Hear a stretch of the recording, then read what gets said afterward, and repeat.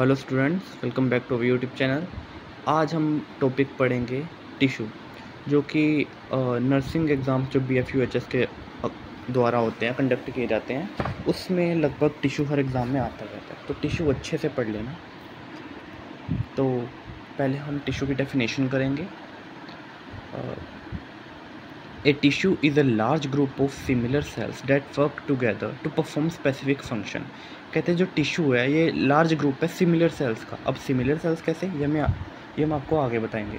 Date work together to perform specific task. ये similar cells जो होते हैं ना, ये कोई स्पेसिफिक टास्क करते हैं। जैसे नीचे मैंने एग्जांपल्स दिए ना, मस्कुलर टिश्यू मसल्स की मूवमेंट में हेल्प करेगा, नर्वस टिश्यू कम्युनिकेशन में हेल्प करेगा। ऐसे ये स्पेसिफिक टिश्यूज़ क्या करेंगे, अपने अपने स्पेसिफिक फंक्शंस परफॉर्म करेंगे।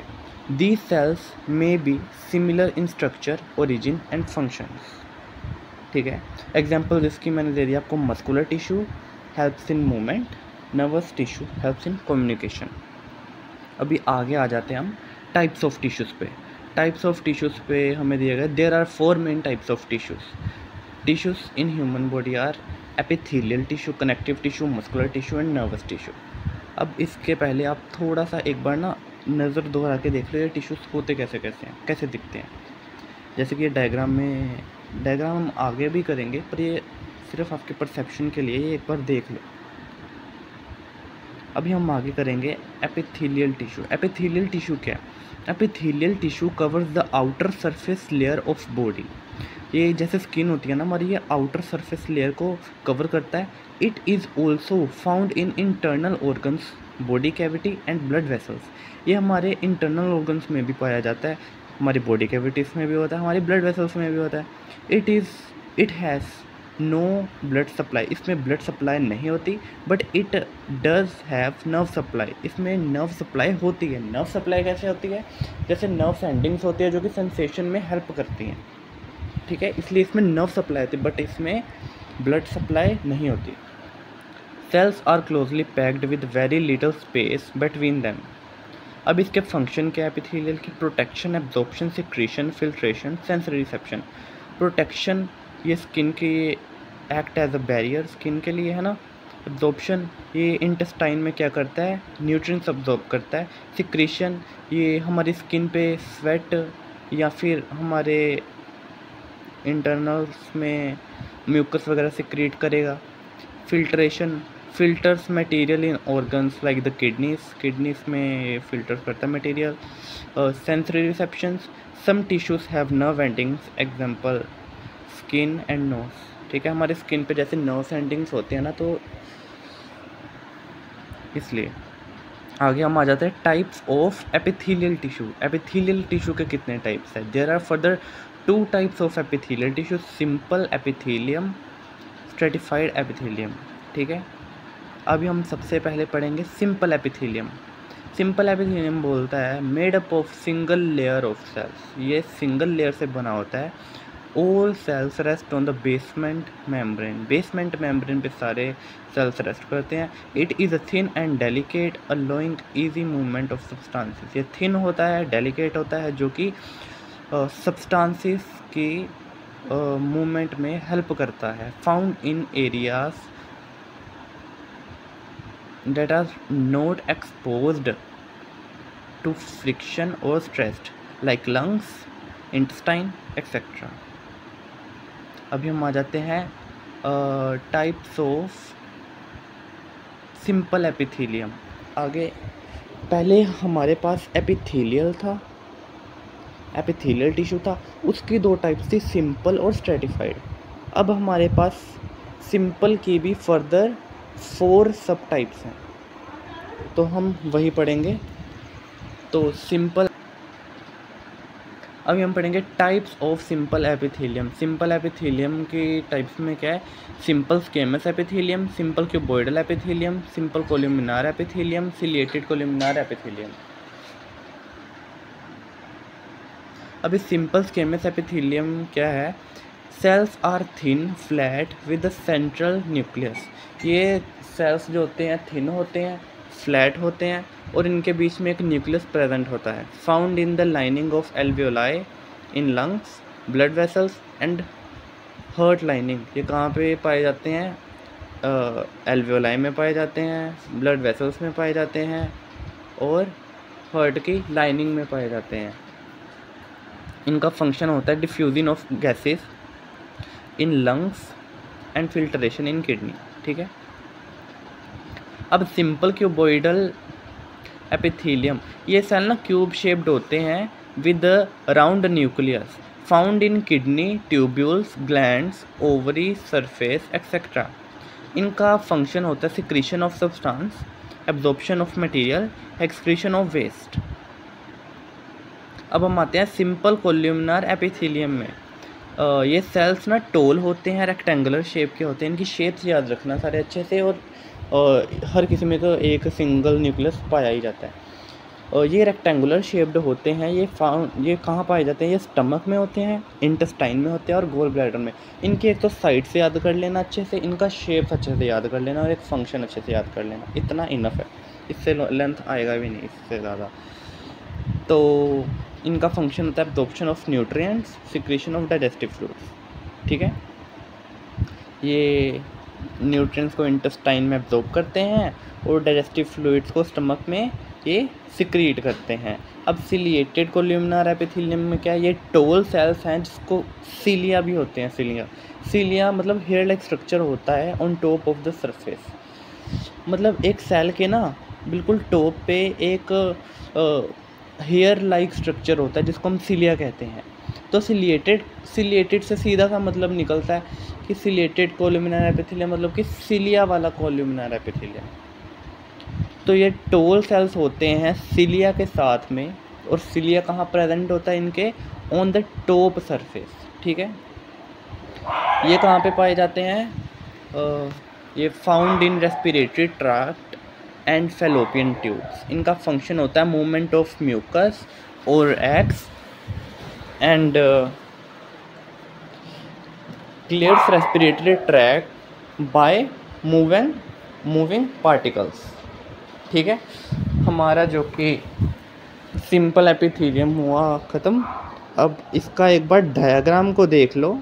देखो डायग्राम में जैसे दिया ना, हमें सिंपल स्केमियस में हमें फ्लैट टिश्यू दिए हैं थोड़े, जो कि नीचे बेसमेंट मेम्ब्रेन से जुड़े हुए हैं। तो ये अच्छे से जैसे हमने पीछे पढ़ा, तो ये उसके साथ डायग्राम कर लेना सिंपल स्केमियस का। ये क्यूबॉइडल है, ये क्यूब शेप्ड है और ये इनके बीच में एक न्यूक्लियाई है। तो ये हमारा आ गया क्यूबॉइडल का। आगे कोलुमना, ये रेक्टेंगुलर शेप्ड है, ये टोल है और इनके बीच में भी न्यूक्लियाई है।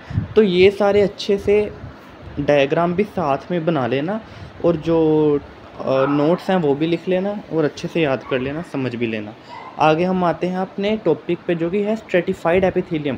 स्ट्रेटिफाइड एपिथेलियम हैज़ 2 लेयर्स और मोर लेयर्स ऑफ सेल्स। जो सिंपल एपिथेलियम था ना, उसमें सिंगल लेयर थी। अब जो स्ट्रेटिफाइड है इसमें 2 और मोर लेयर्स होंगी सेल्स की। Only the bottom layer touch is the basement membrane. अब ऑब्वियस सी बात है, जो कि सिंपल एपिथेलियम था वो सिंगल लेयर थी सेल की और वो बॉटम को टच करता था, बेसमेंट मेम्ब्रेन को टच करता था। बट स्ट्रेटिफाइड एपिथेलियम 2 या फिर 2 से ज़्यादा लेयर्स का, सेल्स की लेयर्स का बना हुआ है। तो ये क्या करेगा कि जो इसकी सबसे बॉटम वाली लेयर होगी वही तो टच कर पाएगी ना बेसमेंट मेम्ब्रेन को, क्योंकि बेसमेंट मेम्ब्रेन तो सबसे नीचे होती है। ठीक है, the top layer may be flat और dead, specially in skin. Top layer या तो फ्लैट होगी या तो डेड होगी, स्पेशली ये स्किन में प्रेजेंट होगी। Found in areas expose to wear and tear like skin, mouth and vagina. इसके फंक्शंस क्या होंगे? प्रोटेक्शन होंगे और बैरियर होगा। प्रोटेक्शन में क्या होगा? Multiple layers protect against injury. Barriers में क्या होगा? Acts as a barrier against physical and chemical damage. अब हम इसके टाइप्स पे आ जाते हैं। अब कहते हैं types of stratified epithelium. Stratified epithelium की कौन कौन सी टाइप है? Stratified squamous epithelia, stratified cuboidal epithelia, stratified columnar epithelia, transitional epithelia. अब एक बार हम आ जाते हैं स्ट्रेटिफाइड स्केमस एपिथेलियम पे। ये बोलता है कंपोज्ड ऑफ मैनी लेयर्स, ये स्ट्रेटिफाइड स्केमस ये बहुत सारी लेयर्स से बना होता है। टॉप सेल्स आर फ्लैट, जो टॉप सेल्स आते हैं ये फ्लैट होते हैं। Found in both keratinised and non keratinised forms, इस ये ना दो चीज़ों की कंपोज्ड होती है, ये दो चीज़ों की बनी हुई होती है। केराटिनाइज्ड जो कि डेड सेल्स होते हैं, नॉन केराटिनाइज्ड जो कि लिविंग सेल्स होती हैं, ठीक है। अब केराटिनाइज्ड कैसे, जैसे हम बोलते हैं ना हमारे हेयर केराटिन से बने हुए होते हैं, या फिर वही केराटिन करा लो हेयर्स अच्छे हो जाएंगे, तो मतलब वैसे केराटिन होता है। तो केराटिन डेड सेल से बना होता है, ठीक है। तो केराटिनाइज्ड पे हम पहले आ जाते हैं, कहते हैं top layer of dead and dry cells. इसमें ना अगर थोड़ा सा बढ़ाना होगा लाइन को तो लिख लेना कि इसमें हमें सेंसेशन फील नहीं होती बिल्कुल भी, क्योंकि ये डेड होते हैं, ठीक है। तो केराटिनाइज को बोलते हैं हम top layer is dead and dry, ये टॉप लेयर होती है जो डेड होती है और ड्राई होती है, फिल्ड विद केराटिन, ये केराटिन से भरी हुई होती है। Found in skin, hair and nails, ठीक है। अभी हेयर्स हम काटेंगे हमें पेन नहीं होती क्योंकि वो डेड सेल्स होते हैं, नेल्स हम काटते हैं हमें पेन्स नहीं होती क्योंकि वो डेड सेल से बने होते हैं। तो केराटिनाइज्ड क्या है, डेड सेल है। अभी हम नॉन केराटिनाइज्ड पे आते हैं, ये top layer and is moist and living, ये मोइस्ट होती है और ये जिंदा लेयर होती है, और ये टॉप लेयर होती है, और ये बिल्कुल स्मूथ लेयर होती है, ये भी लिख लेना। Found in mouth, oesophagus and vagina, ये वेजाइना में होती है, माउथ में होती है और ईसोफेगस में होती है, ठीक है। अभी हम आ जाते हैं स्ट्रेटिफाइड क्यूबॉइडल एपिथेलियम में, made up of 2 to 3 layers of cube shaped cells, ये क्यूब शेप्ड सेल होते हैं। क्यूबॉइडल से हमें यही समझ आता है कि क्यूब शेप्ड सेल होते हैं। मेड अप ऑफ 2 से लेकर 3 layers of cube. Stratified columnar epithelium है ना, वो टॉप लेयर है जो कि टोल होती है, कोलम शेप्ड सेल्स होते हैं, ये कहाँ होते हैं, डक्ट्स में होती है, ग्लैंड्स में होती है, मेल यूरेथ्रा में होती है। इसका फंक्शन होता है प्रोटेक्शन एंड सिक्रीशन, ठीक है। ये प्रोटेक्ट करती है और सिक्रीशन करती है। सिक्रीशन माने कि मेल यूरेथ्रा यूरिन को बाहर फेंकती है, स्वेट ग्लैंड्स स्वेट को बाहर फेंकते हैं, है ना। तो आगे ट्रांजिशनल एपिथेलियम, ये सेल है जो डोम शेप्ड है, स्ट्रेचेबल है, composed of pear shaped cells date can expand and contract. ये कंपोज्ड होती हैं, ये किससे बनी हुई होती हैं, पेयर शेप्ड सेल से बनी हुई होती है, जो कि एक्सपैंड भी हो सकते हैं और कॉन्ट्रैक्ट भी हो सकते हैं। Found in ureters and urinary bladder, ये यूरेटर्स में प्रेजेंट होता है, यूरिनरी ब्लैडर में प्रेजेंट होता है। ये अलो करता है स्ट्रेचिंग ऑफ यूरिनरी ऑर्गन्स, ये यूरिनरी ऑर्गन को स्ट्रेच होने में हेल्प करता है। और एक बार आप देख लीजिए स्क्वेमस सेल्स और कोलुमिनार सेल्स का जो कि आपका वो आएगा डायग्राम आएगा। एक बार ये ऊपर सीलिया है, देखो ये जो हेयर लाइक स्ट्रक्चर बना हुआ है ना वो सीलिया है, ठीक है। अभी हम आगे आ जाते हैं अपने कनेक्टिव टिश्यू पे। तो कनेक्टिव टिश्यू क्या, connective tissue is a body tissue that supports, binds and connects other tissues and organs. ये कनेक्टिव टिश्यू क्या करता है, ये हमारी बॉडी को सपोर्ट करता है, बाइंड करता है और कनेक्ट करता है टिश्यूज़ को ऑर्गन्स के साथ। It is the most abundant tissue in our human body, ये अबंडेंट टिश्यू है हमारे ह्यूमन बॉडी का। Contain cells, fibres and ground substances called matrix, ठीक है। इसके फंक्शंस क्या है, support, provide structure to the body, body को स्ट्रक्चर देता है, सपोर्ट करता है, ठीक है।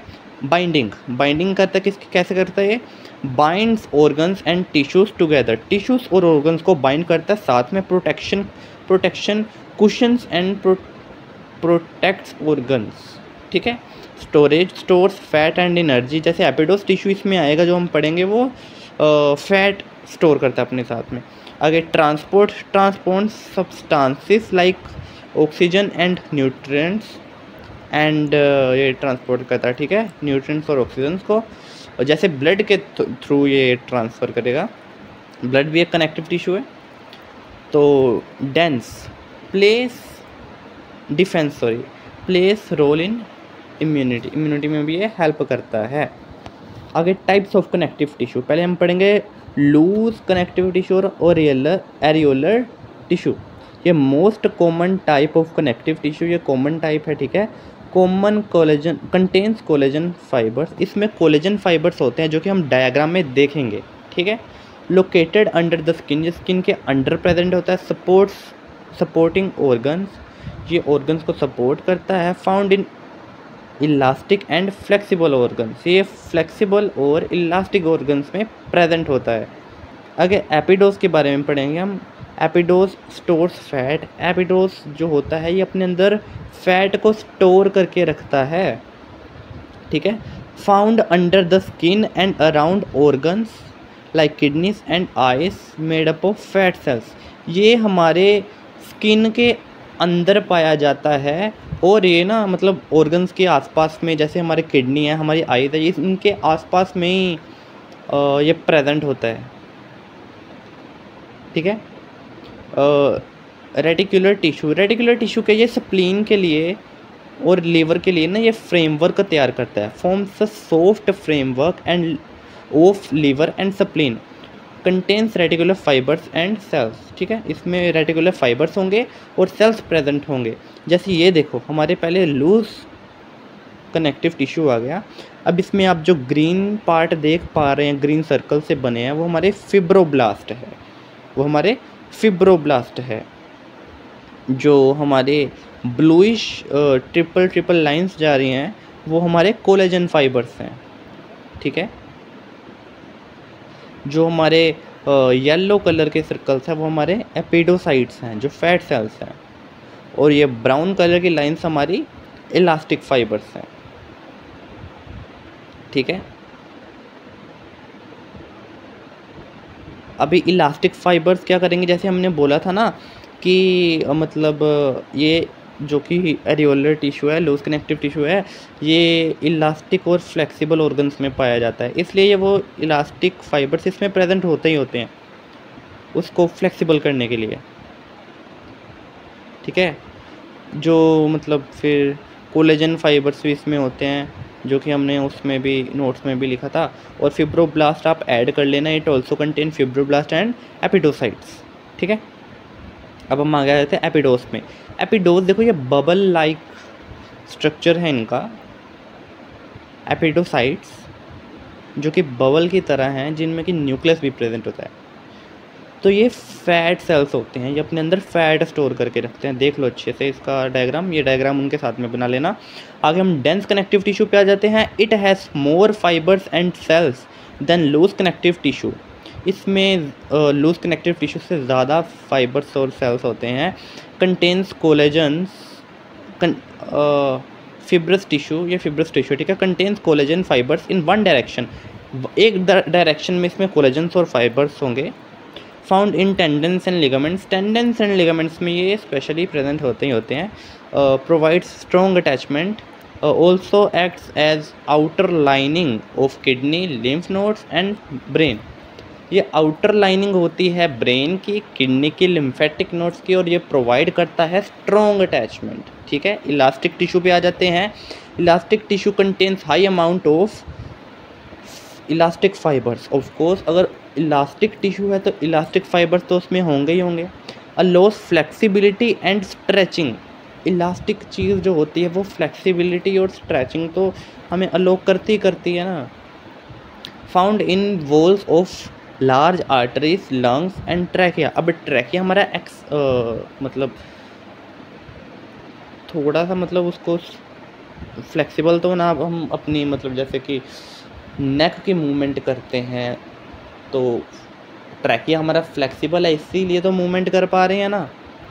अभी लंग्स की बात करें, लंग्स हमारे एक्सपैंड भी होते हैं और फिर कॉन्ट्रैक्ट भी होते हैं, तो मतलब फूलते भी हैं और वापस से वो कॉन्ट्रैक्ट भी हो जाते हैं, तो मतलब वो भी फ्लेक्सिबल है, ठीक है।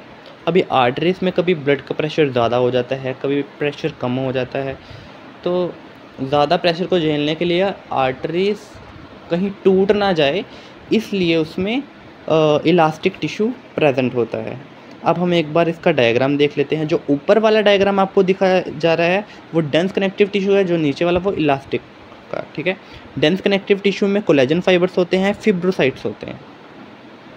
और इलास्टिक टिश्यू में ये जो आपको दिखाई दे रहे हैं ब्राउन कलर की लाइंस, ये हमारे पास इलास्टिक फाइबर्स होते हैं और बहुत सारे इलास्टिक फाइबर्स होते हैं, इसमें अकेले इलास्टिक फाइबर्स ही होते हैं, ठीक है। Supporting connective tissue, supporting connective tissue कौन कौन से हमारे हार्ड इन स्ट्रक्चर, ये स्ट्रक्चर में हार्ड होते हैं, ये बोन होगा और कार्टिलेज होगा, ये सपोर्ट बोनी फ्रेमवर्क, ठीक है। अभी सबसे पहले हमारे पास है कार्टिलेज। अभी cartilage it is firm and flexible connective tissue. Cartilage एक फ्लेक्सिबल और फिर्म टिश्यू है, कनेक्टिव टिश्यू है। हैज़ नो ब्लड और नर्व सप्लाई। कार्टिलेज में ना तो नर्व सप्लाई होती है ना तो ब्लड सप्लाई होती है। ये कवर्ड होती है पेरिकोन्ड्रियम से। Contains collagens and elastic fibres in a solid matrix, ठीक है। आगे हम टाइप्स पे आ जाते हैं कार्टिलेजेस की, जिसमें कि हायालाइन, इलास्टिक कार्टिलेज एंड फिब्रोकार्टिलेज। अभी हायालाइन कार्टिलेज क्या है ना, ये मोस्ट कॉमन टाइप है कार्टिलेज की। ये smooth bluish white appearance, smooth होती है, ये ब्लूइट वाइट अपीयरेंस होती है इसकी। Found in knows, trachea and ends of long bones. ये कार्टिलेज जो होती है ना, ये रिब्स में भी होती हैं। अभी रिब्स का जो हमें स्टर्नम के साथ पार्ट जुड़ा होता है वो उसको हम कोस्टल कार्टिलेज बोलते हैं, है ना। तो ये देखो, ये ब्लूइश वाइट अपीयरेंस की होती है, ये नोज़ में होती है, ट्रैकिया में होती है, एंड्स ऑफ लॉन्ग बोन्स के एंड में प्रेजेंट होती है। ये मूवमेंट, स्मूथ मूवमेंट जो होती है वो हमें अलो करती हैं ऑफ जॉइंट्स की स्मूथ मूवमेंट्स हमें अलो करती है। And provide support and flexibility, ये प्रोवाइड करती हैं support and flexibility. Elastic cartilage पे आते जाते हैं। कंटेन्स येलो इलास्टिक फाइबर्स, इसमें येलो इलास्टिक फाइबर्स होते हैं, ये बहुत फ्लेक्सिबल होती है क्योंकि ये इलास्टिक है तो फ्लेक्सिबल तो होगी ही। फाउंड इन ईयर, एपिग्लोटिस, कान देखो हमारा जो कान का बाहर वाला हिस्सा है जिसको हम पीना कहते हैं या फिर, है ना, ये कितना फ्लेक्सिबल होता है, क्योंकि ये कार्टिलेज से बना हुआ है, ठीक है। एपिग्लोटिस हमारा कार्टिलेज से बना हुआ है, इसलिए वो आगे पीछे हो जाता है, बड़ा फ्लेक्सिबल है, ठीक है। एंड आगे हमारा इसका है प्रोवाइड शेप एंड इलास्टिसिटी। ये हमें मतलब उस ऑर्गन की जहाँ पे ये प्रेजेंट होगा उसकी इलास्टिक कार्टिलेज शेप मेंटेन करके रखेगा और इलास्टिसिटी, जैसे कि हमारा कान मैंने बता दिया, है ना। फिब्रोकार्टिलेज पे आ जाते हैं। फिब्रोकार्टिलेज बोलते हैं कि ये वेरी स्ट्रॉन्ग एंड टफ, ये बहुत स्ट्रॉन्ग और टफ होती है। कंटेन्स वाइट कोलेजन फाइबर्स, इसमें वाइट कोलेजन फाइबर्स प्रेजेंट होते हैं। स्लाइटली फ्लेक्सिबल, थोड़ी सी फ्लेक्सिबल होती है। Absorbs shock and support heavy pressure, ये शॉक को अपने अंदर एब्जॉर्ब कर लेती है और हैवी प्रेशर को ये सपोर्ट करती है, ठीक है। जैसे कि हमारी इनवर्टिब्रल डिस्क है ना, ये शॉक को एब्जॉर्ब कर लेती है। जैसे हम जंप करेंगे ये शॉक को एब्जॉर्ब कर लेगी और मतलब हमारी बॉडी को सपोर्ट भी करता है, हमारे वेट को झेलती भी है। प्यूबिक सिम्फिसिस होगी या फिर नी जॉइंट हो गया। अब नी जॉइंट सबसे बड़ा आप ले लो, इस पे हम पूरी बॉडी हमारी खड़ी रहती है नी जॉइंट पे, एंड ये पूरा बॉडी का वेट झेलता है और ये फ्लेक्सिबल भी है, हम आगे पीछे रोटेट कर सकते हैं इसके साथ, है ना। तो अब हम इसके बाद आ जाते हैं अपनी बोन्स पे। अभी बोन को हम ओसियस टिश्यू भी कहते हैं। ये हार्डेस्ट कनेक्टिव टिश्यू होते हैं, ये कैल्शियम में रिच होते हैं, कोलेजन फाइबर्स में रिच होते हैं, इसमें नर्व सप्लाई भी होता है, ठीक है। Hardest connective tissue rich in calcium and collagen fibres has nerve supply, और ये supports protect organ and store calcium, ठीक है। ये सपोर्ट करते हैं हमारे बॉडी की शेप को, हमारे स्ट्रक्चर को, प्रोटेक्ट करते हैं हमारे इंटरनल ऑर्गन्स को, और इनके अंदर कैल्शियम ये स्टोर करके रखते हैं। ये प्रोड्यूस करते हैं ब्लड सेल्स, जैसे एरिथ्रोसाइट्स हो गए और हमारे ल्यूकोसाइट्स हो गए, है ना। ये सॉरी, एरिथ्रोसाइट से हमारे in bone marrow, red bone marrow में हमारे रेड ब्लड सेल्स जो कि होंगे ये प्रोडक्शन होगी, ठीक है। टाइप्स ऑफ बोन्स पे आ जाते हैं। इसमें दो टाइप की बोन हमारे पास, compact bone and spongy bone. Compact bone जो होती है वो outer layer of a long bone होती है, हम आगे डायग्राम में बताएंगे। सॉलिड होती है, dense outer layer of long bone, provide strength and protects inner bone. ये जो कॉम्पैक्ट बोन होती है ना, ये बाहर वाली परत होती है लॉन्ग बोन की, ये बहुत सॉलिड होती है, हार्ड होती है, जो कि स्ट्रेंथ प्रोवाइड करती है हमारी बोन को और प्रोटेक्ट करती है हमारी इनर बोन को, जो कि इनर बोन को ना स्पॉन्जी बोन या फिर मेडुलरी कैनाल जो कुछ भी हमारे बोन के अंदर होगा। अब इस स्पॉन्जी बोन पे आ जाते हैं। ये ना लाइट वेटेड बोन होते हैं स्पॉन्जी बोन, इसमें रेड बोन मैरो प्रेजेंट होता है, ठीक है। प्रोड्यूसिस, हाँ ये देखो रेड बोन मैरो प्रेजेंट है तो ये आरबीसी हमारे प्रोडक्शन करेगी, है ना। तो स्पॉन्जी बोन, अभी एक बार डायग्राम पे ध्यान दो। अभी स्पॉन्जी बोन देखो, पहले ये देखो हमारे पास है कॉम्पैक्ट बोन। कॉम्पैक्ट बोन ना बाहर वाली लेयर होती है बोन की, जो कि सॉलिड होती है, ठीक है। अब ये जो ग्रीन कलर की लाइनिंग दिख रही है ना बाहर, वो हमारी कॉम्पैक्ट बोन है। और ये पिंक कलर की अंदर आपको दिख रही है ना शेड, वो आपकी स्पॉन्जी बोन है। इसमें ही हमारे रेड बोन मैरो प्रेजेंट होता है, जो कि आरबीसी इसकी प्रोडक्शन करता है। ये लाइट वेटेड बोन्स होती हैं, ठीक है। तो आगे हम आ जाते हैं अपने फ्लूइड पे। फ्लूइड की बात की जाए, फ्लूइड कनेक्टिव टिश्यू की, तो इसमें ब्लड और लिम्फ आएगा हमारा, ठीक है। ब्लड देखो, blood is a fluid connective tissue that circulates through the heart and blood vessels. Blood हमारा फ्लूइड कनेक्टिव टिश्यू है जो सर्कुलेट करता है हमारे हार्ट से हमारे पूरे बॉडी के ब्लड वेसल्स में, ठीक है। It transport oxygen, nutrients, hormones and waste material. ये ट्रांसपोर्ट करता है oxygen, nutrients, hormones and waste materials. Components क्या क्या हैं ब्लड के? प्लाज्मा जो कि फ्लूइड पार्ट होता है, रेड ब्लड सेल जिसको हम एरिथ्रोसाइट्स भी कहते हैं जो कि ऑक्सीजन कैरी करते हैं, वाइट ब्लड सेल्स जिनको हम ल्यूकोसाइट्स भी कहते हैं जो कि फाइट इन्फेक्शन से फाइट करते हैं, ठीक है।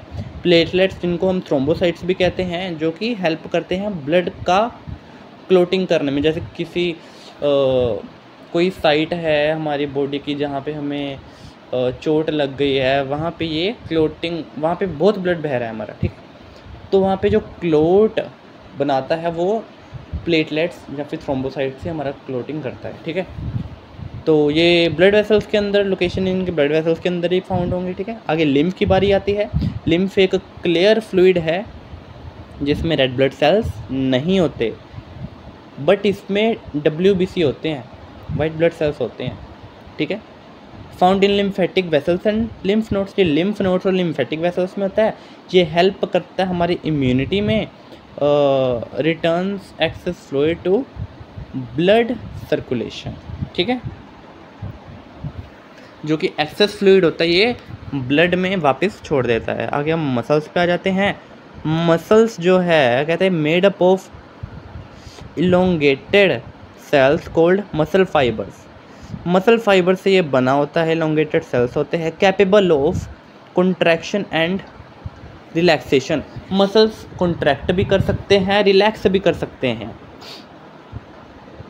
Contains special proteins like actin and myosin. इनमें मसल्स में ना दो तरह के प्रोटीन पाए जाते हैं, एक्टिन एंड म्योसिन, ठीक है। ये ब्लड में तो रिच होती है, नर्व सप्लाई भी इसमें बहुत अच्छी खासी होती है।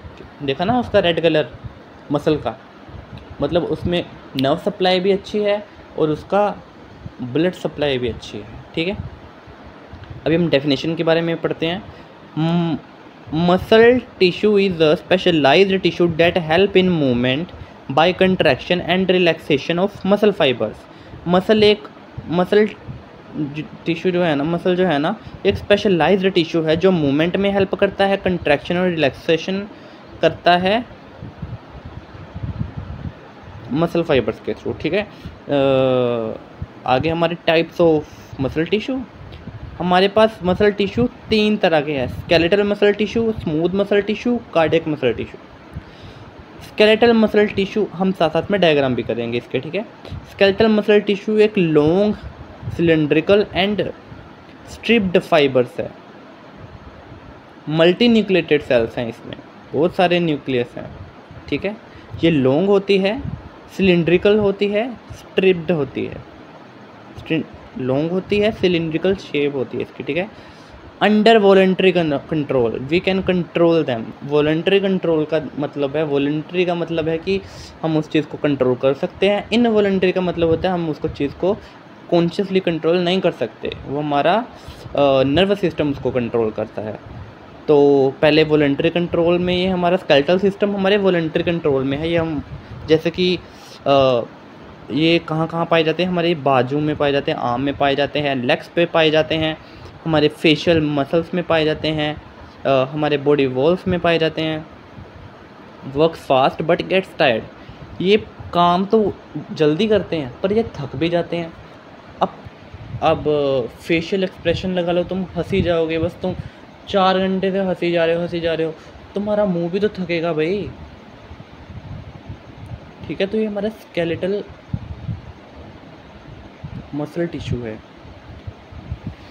तो ये फंक्शन क्या है इसके, मूव्स बोन्स को मूव करने में हेल्प करता है, मेंटेन पोस्चर को मेंटेन करता है, क्रिएट फेशियल एक्सप्रेशन मेंटेन करने में हमें हेल्प करता है। ये देखो जैसे कि ये हमारा आ गया डायग्राम अब इसका, ठीक है। ये देखो ये सिलिंड्रिकल शेप में है, स्ट्राइटेड मतलब ये देखो ये इसके जो सर्कल है सबसे आगे छोटे छोटे सर्कल बने हुए हैं ना,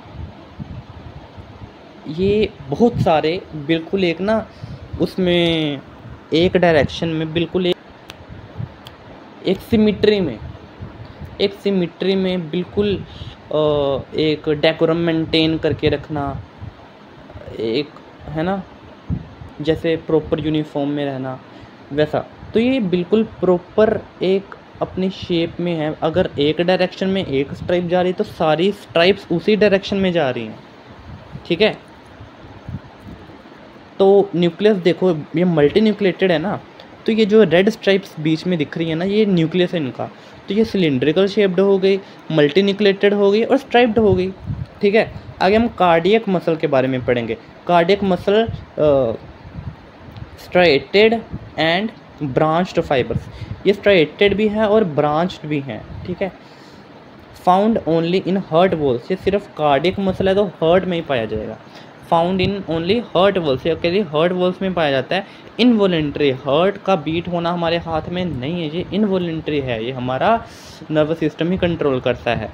not under conscious control, never gets tired, ये हार्ट हमारा कभी थकता नहीं है, वर्क्स कंटिन्यूसली काम करता रहता है।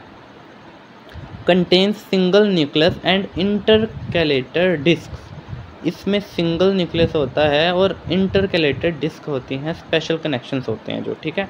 फंक्शंस क्या है, pumps blood through out the body, ये क्या करते हैं, पंप करते हैं ब्लड को हार्ट में पूरी बॉडी में, ठीक है। स्मूथ मसल का चलो पहले हम स्मूथ मसल के बारे में पढ़ लेते हैं। स्मूथ मसल टिश्यू ये नॉन स्ट्राइटेड होते हैं, ये स्ट्राइटेड नहीं होते, ये स्पिंडल शेप्ड सेल्स होते हैं, इनवॉलेंटरी होते हैं, not under work conscious control, found in stomach में होते हैं, यूट्रस में होते हैं, इंटेस्टाइन, ब्लैडर, ब्लड वेसल्स में होते हैं। इनके फंक्शंस हैं, move food in digestive tract, moves urine in urinary tract, control blood pressure by contraction of blood vessels. अब ये देखो ये हम ना स्मूथ को हम ये लीव लाइक स्ट्रक्चर है, ठीक है। तो उसमें एक लाइन ऐड कर लेना कि leaf like structured cells with single nucleoid in each cells, ठीक है। तो ये हमारा स्मूथ मसल हो गया। ये हमारा कार्डियक मसल को देखो एक बार, कार्डियक मसल में न्यूक्लियस है, इंटरकैलेटेड डिस्क है, ब्रांचिंग सेल्स हैं, ठीक है। ये हमने सब कुछ पहले पढ़ लिया। अभी हम नर्वस टिश्यू में आ जाएंगे। Nervous tissue sends and receives messages to control body activities, nervous tissue send करता है और रिसीव करता है मैसेज हमारी बॉडी एक्टिविटी को कंट्रोल करने के लिए। Made up of 2 types of cells, 2 types के सेल से बने होते हैं। न्यूरॉन्स जो कि नर्व सेल्स होते हैं, न्यूरोक्लिया जो कि सपोर्टिंग सेल्स होते हैं। अब नर्वस टिश्यू का फंक्शन क्या होता है, जो न्यूरॉन होते हैं वो जैसे हमें किसी ने टच किया, ठीक है। अब न्यूरॉन क्या करेगा, उस टच को रिसीव करेगा, उसको कंडक्ट करेगा, उसकी इन्फॉर्मेशन को एक न्यूरॉन से दूसरे न्यूरॉन से, दूसरे न्यूरॉन से तीसरे न्यूरॉन, तीसरे से चौथे, चौथे से पाँचवें, और करते करते मिलियंस ऑफ न्यूरॉन्स तक वो इन्फॉर्मेशन जाएगी। जैसे आंटियाँ चुगली करती हैं वैसे ही ये चुगलियाँ करेंगे एक दूसरे को कि भाई ऐसा फील हुआ, ऐसा फील हुआ, ऐसा फील हुआ। फिर वो हमारे दिमाग में जाएगी चीज़, वो हमारे दिमाग में इंटरप्रेट होगी, वो चीज़ फिर हमें फील होगी। और ये प्रोसेस बहुत ही फास्ट होता है, बहुत ही क्विक होता है, 0.something सेकेंड्स का होता है, ठीक है। तो neuron receive, conduct and transmit information. Neuroglia क्या करता है? न्यूरॉन को प्रोटेक्ट करता है और सपोर्ट करता है। अब हम फिजियोलॉजी पे आ जाते हैं। Physiology of tissue formation, definition क्या है? अब टिश्यू की फॉर्मेशन पढ़ेंगे हम, पहले इसकी डेफिनेशन पढ़ेंगे। Tissue formation is the process by which cells come together, specialise and organise to form a specific tissue. Tissue formation में क्या होता है? ये एक प्रोसेस है जिसमें कि जो कि सेल्स हैं वो एक साथ हो जाते हैं, अपनी अपनी स्पेशलिटी चूज़ कर लेते हैं। स्पेशलिटी चूज़ करना मतलब कि जैसे हम बोलते हैं ना कि मैं तो बना ही नर्सिंग के लिए, मैं नर्सिंग करूँगा। मैं तो बना ही गायनोकोलॉजी के लिए, मैं गायनोकोलॉजिस्ट बनूँगा। तो वैसे ही ये सेल्स होते हैं कि मैं बना ही हार्ट के लिए हूँ तो मैं कार्डियक मसल सेल बनूँगा और टिश्यू बनूँगा। मैं बना ही मतलब स्केलेटल मसल टिश्यू के लिए मैं स्केलेटल मसल टिश्यू बनूँगा। तो इसमें सारे सेल आते हैं और अपनी स्पेशलाइज होते हैं और ऑर्गेनाइज हो जाते हैं। ऑर्गेनाइज मतलब एक साथ इकट्ठे हो जाते हैं एक नया टिश्यू बनाने के लिए, ठीक है। आगे स्टेप्स क्या क्या है इसकी फॉर्मेशन के? Cell division. सेल डिवीज़न में क्या आएगा? New cells are formed through the mitosis process. अभी सेल डिवीज़न में नए सेल बनेंगे। कैसे बनेंगे? माइटोसिस की प्रोसेस होगी उससे। Important for growth and repair, ये प्रोसेस इम्पोर्टेंट है सेल्स की ग्रोथ, बॉडी की ग्रोथ और रिपेयर के लिए, ठीक है। आगे सेल डिफरेंशिएशन, सेल्स की अब डिफरेंशिएशन होती है, ठीक है। New cells become specialised to perform specific task. अब नए सेल्स जो बने होते हैं ना, उनको हम क्या करते हैं कि specialised to perform specific task. अब वो example some becomes muscle cells, वही चीज़ अब ये बोलते हैं कि भाई मैं ये बनूंगा, मैं ये बनूंगा, मैं ये बनूंगा, मैं ये बनूंगा, ठीक है। अब ये कोई मसल सेल बन जाता है, कोई स्केलेटल मसल सेल बन जाता है, कोई कोई स्केलेटल मसल टिश्यू बन जाता है, कोई कार्डियक मसल टिश्यू बन जाता है। ऐसे ऐसे ये बन जाते हैं, ठीक है। कोई नर्व सेल बन जाता है। Cell differentiation, new cells become specialised to perform specific function. अब जो सेल्स हैं वो चूज़ करते हैं भाई मैं ये बनूंगा, मैं ये बनूंगा, मैं ये बनूंगा, मैं ये बनूंगा। जैसे कि कुछ सेल्स मसल सेल बन जाते हैं, कुछ सेल नर्व सेल बन जाते हैं, ठीक है। ऐसे organise into tissue, organisation into tissue, specialise cells group together, gets together and arrange in layer of bundles. अब जैसे अगर कुछ सेल्स जो कि स्केलेटल टिश्यू बनने वाले हैं, स्केलेटल मसल टिश्यू बनने वाले हैं, वो एक ग्रुप में हो जाएंगे और वो अरेंज हो जाएंगे एक बंडल में, ठीक है। Cells with similar structure and functions form one type of tissue. Cells with similar structures and functions form one tissue. जिन सेल्स के स्ट्रक्चर और उनके फंक्शंस सेम होंगे वो एक टिश्यू बन जाएंगे।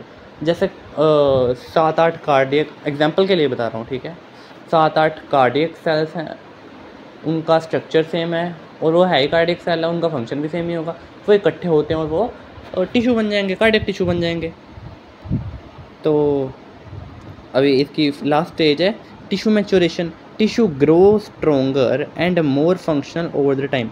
अब टिश्यू टाइम के साथ साथ और स्ट्रॉन्ग हो जाएगा और ज़्यादा फंक्शनेबल हो जाएगा, ठीक है। Blood supply and nerve connection help in proper function and maintenance.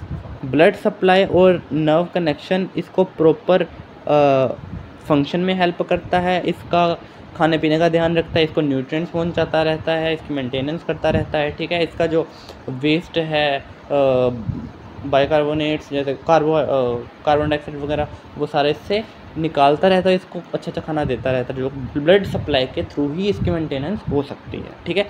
अगर फिजियोलॉजी ऑफ टिश्यू रिपेयर की फिजियोलॉजी करेंगे, tissue repair is a process by which the body heels damaged और इंजर्ड टिश्यू।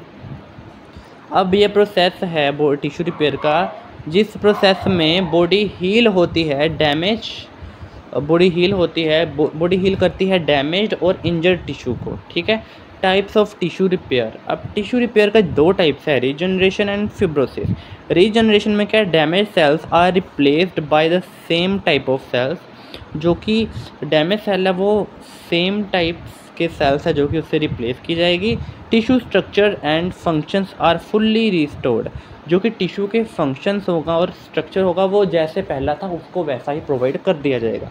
जैसे कि स्किन और लीवर अगर damage हो जाए वो फिर से वैसे ही ग्रो कर जाएगा, वैसे ही फंक्शन करने लग पड़ेगा। स्किन अगर डैमेज हो जाए वो वैसे ही ग्रो हो जाएगी, वैसा ही फंक्शन करना शुरू कर देगी, बट उसको टाइम लगेगा। Fibrosis, areas is filled with connective tissue, scar tissue. अब इसमें क्या होता है ना कि वो एरिया कनेक्टिव टिश्यू से भर देते हैं, पर उसमें क्या होता है, स्कार पड़ जाता है, दाग पड़ जाते हैं। देखा होगा ना कईयों के दाग पड़ जाते हैं, ज़्यादा डीप कट लग गया तो दाग पड़ गए, तो वो कनेक्टिव टिश्यू भर गया, ठीक है। Structure is restored but full function is not. Structure तो रिस्टोर हो जाता है, वो वैसे का वैसा मेंटेन, बट फंक्शन वैसे का वैसा मेंटेन। जैसे कि मैं एक एग्जांपल देता हूँ, और ये अच्छी खासी एग्जांपल है, मतलब मेरे साथ बीती हुई है। और जैसे मेरा एक्सीडेंट हुआ था, मेरे पैर पे चोट लग गई और डीप चोट लग गई, बट मेरे पैर पे जितने एरिया पे चोट लगी वो एरिया रेड हो गया, ये भी हम आगे पढ़ेंगे, ठीक है। बट वो एरिया जब ठीक हो गया ना, वो रेड हो गया, वो बाकी के कलर से मैच नहीं किया। और अगर मैं पूरे पैर को टच करता हूँ मुझे सेंसेशन अलग से फील होती है, बट अगर मैं उस एरिया को टच करता हूँ मुझे सेंसेशन कम फील होती है। तो वो कनेक्टिव टिश्यू से बना होता है, वो स्ट्रक्चर तो उतना वापस आ गया, बट वो अपना फंक्शन फुली नहीं कर पा रहा, सेंसेशन अच्छे से आगे नहीं भेज पा रहा है। आगे हम करेंगे steps of tissue repair. Tissue repair के स्टेप्स हम करेंगे, ठीक है। अभी स्टेप्स ऑफ टिश्यू रिपेयर में हम इन्फ्लेमेशन पहले पढ़ेंगे। First response to injury. Inflammation first response है इंजरी का। WBC arrive to remove germs and dead cells. WBC इसमें आते हैं, जैसे चोट लगती है ना, पहले वाइट ब्लड सेल्स आते हैं दौड़े दौड़े, क्योंकि वो डिफेंसिव सेल है, वो दौड़े दौड़े आते हैं, जो भी साइड पे इन्फेक्शन है पहले तो जो डेड सेल है, जर्म्स है, उसको ख़त्म करते हैं। Area becomes red hot and swollen. देखा होगा चोट लगती है ना, उतना एरिया हल्का सा स्वोलन हो जाता है, फूल जाता है और गर्म हो जाता है, उतना एरिया हमारा, और रेड हो जाता है, ठीक है। ऑर्गेनाइजेशन इसकी टिश्यू फॉर्मेशन आगे हम पढ़ेंगे, ठीक है। New capillaries and blood vessels grow. कुछ टाइम तक वहाँ पे न्यू कैपिलरीज और ब्लड वेसल्स ग्रो हो जाते हैं। ग्रैन्युलेशन टिश्यू जो कि टेम्पररी टिश्यू होता है वो वहाँ पे बन जाता है। Delivers oxygen and nutrients to the sites. अब इस स्टेज पे कंटिन्यूसली उस साइट्स पे ऑक्सीजन और न्यूट्रिएंट्स पहुँचना ज़रूरी है ना, क्योंकि इंजरी हमारी ठीक नहीं होगी अगर हमें अच्छे से, अगर हमारी मेल फंक्शनिंग होगी, अगर हमें अच्छे से ब्लड सप्लाई नहीं उस जगह पे जाएगी, तो delivers oxygen and nutrients to the site. Regeneration of fibrosis. Regeneration of fibrosis में हमारा क्या होगा, minor damage, original tissue regenerates. जो ओरिजिनल टिश्यू है हमारा वो फिर से जनरेट हो जाएगा अगर माइनर डैमेज होगा तो, बट अगर सवर डैमेज होगा तो स्कार फॉर्मेशन हो जाएगी, वहाँ पे स्कार बन जाएगा, ठीक है। Fibroblast create collagen fibres for the tissue. Fibroblast क्या करते हैं, कोलेजन फाइबर्स बनाते हैं स्कार्स के लिए, ठीक है, स्कार टिश्यू के लिए। अभी मैच्योरेशन में क्या है, new tissue become stronger and returns to normal shape. Maturation में क्या होता है, जो न्यू टिश्यू हमारा बन गया, अब जो टिश्यू बन गया, ठीक है, चाहे वो स्कार बन गया, चाहे वो टिश्यू जो भी बन गया, वो उसका स्ट्रक्चर फिर से आ गया। अब वो न्यू टिश्यू क्या करता है, वो स्ट्रॉन्ग बन जाता है। जैसे हमारी बाकी स्किन है, वो वाली स्किन जहाँ पे चोट लगी वो भी स्ट्रॉन्ग बन जाती है और अपनी नॉर्मल शेप में आ जाती है। Scar becomes lighter. अब जो स्कार पड़ा था वो धीरे धीरे टाइम के साथ थोड़ा लाइट होता चला जाएगा एंड स्मूथ विद टाइम, ठीक है। अभी जो फैक्टर्स है जो इफेक्ट करेंगे हमारे इस प्रोसेस को, वो है एज। ओल्ड एज वालों में जो कि टिश्यू रिपेयर है वो धीरे धीरे होगी, स्लो प्रोसेस होगी, जबकि अगर कोई बंदा यंग है तो उसमें ये प्रोसेस फास्ट होगी। मेल न्यूट्रिशन, अगर हम अच्छे से खाना नहीं खाएंगे, अच्छे से अपनी बॉडी को न्यूट्रिएंट्स नहीं देंगे, तो ये हमारी जो कि प्रोसेस है ये थोड़ी स्लो हो जाएगी, कॉम्प्लिकेटेड हो जाएगी। लो ब्लड सप्लाई, अगर पुअर ब्लड सप्लाई है, नर्व सप्लाई या फिर ब्लड सप्लाई उस एरिया में कम है, तो भी हम अच्छे से अपनी हीलिंग को नहीं कर पाएंगे, क्योंकि हमारे हीलिंग के लिए हमारी जो कि नर्व सप्लाई है, हमारे उधर के टिश्यूज़ को न्यूट्रिएंट्स पहुंचाना, वो बहुत इंपॉर्टेंट है। इन्फेक्शन, अगर जर्म्स हैं, अगर जर्म्स है, ये बात याद रखना, ये आपको आगे भी काम आएगा। जैसे हम वो पढ़ेंगे डिजीज़ वगैरह आगे पढ़ेंगे ना, तो अगर साइट पे जर्म्स हैं तो वो उस सिनेरियो को और भी वर्स्ट कर सकती है। जो चोट लगी है उसको गला भी सकती है, उसमें इन्फेक्शन दे सकती है। तो इसीलिए हमें उस साइट की, इंजरी साइट की अपना ध्यान रखना बहुत ज़रूरी है। तो हमारा जो कि आज का यूनिट था टिश्यू, ये यहाँ पे कंप्लीट होता है। तो thank you so much for watching my video and thank you so much for giving your precious time. And इसको अच्छे से नोट्स को बनाना, अच्छे से पढ़ना और अच्छे से समझना, और अगर समझ ना आए तो कमेंट सेक्शन में मुझे बता देना, मैं आंसर ज़रूर दूँगा। तो लाइक शेयर एंड सब्सक्राइब तो ज़रूर करना प्लीज़ चैनल को। एंड मिलते हैं आपको अगले चैप्टर पे, हम अगले यूनिट में। तो thank you and have a nice day.